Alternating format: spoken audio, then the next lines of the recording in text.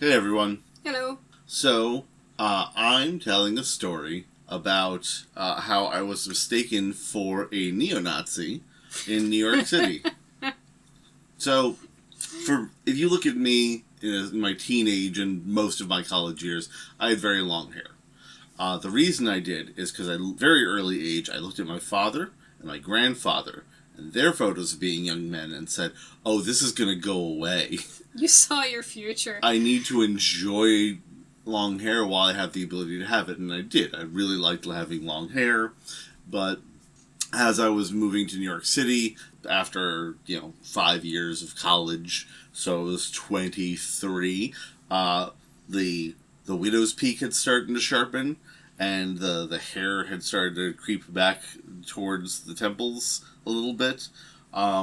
Not full bald, but wispy enough that, when someone, has longer hair and it's starting to show, the scalp showing through, and you're like, maybe you shouldn't. I was in that phase.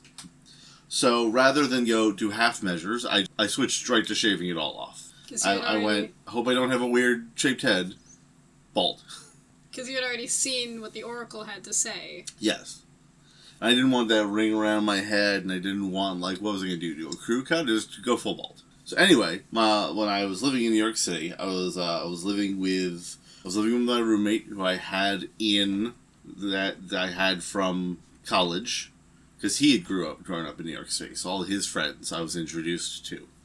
And I think this came out, after I was there for about 2 years. We were having just a basement party, with his friends, and one of them and I were bonding, drinking, and he's like, you know what, when I first met you, you came in here with all the tattoos and the shaved head. I thought you were a Nazi or some shit. And several things went through my mind at once. Number one being, that roommate I'm talking about was very obviously a brown person, and we were tight. We were inseparably bros. So, if I was a Nazi, I was a really bad one. Because I kept company with almost exclusively brown people. Yeah. You're a good boy, too. I think that's what makes me laugh about the idea of you being even mistaken for a neo-Nazi, because you're such an objectively good person. But yeah, if someone doesn't know you... I understand that when I walk into a room, there's the ooh factor of being as large as I am with the tattoos and the facial piercings. But you've mentioned my personality is a complete 180 from that. Little old ladies light up as soon as I talk. Yeah. They're just oh, he's a good boy. Yeah, my whole family likes you. Yeah. So the second thing that went through my head is you thought I was a Nazi and still were friends with me. That reflects poorly on you, bro. Yeah, there's that. You could, in his defense, oh, he must be a bad Nazi. He's hanging out with all these brown people. But at the same time, being a Nazi was not a deal breaker for this group of friends.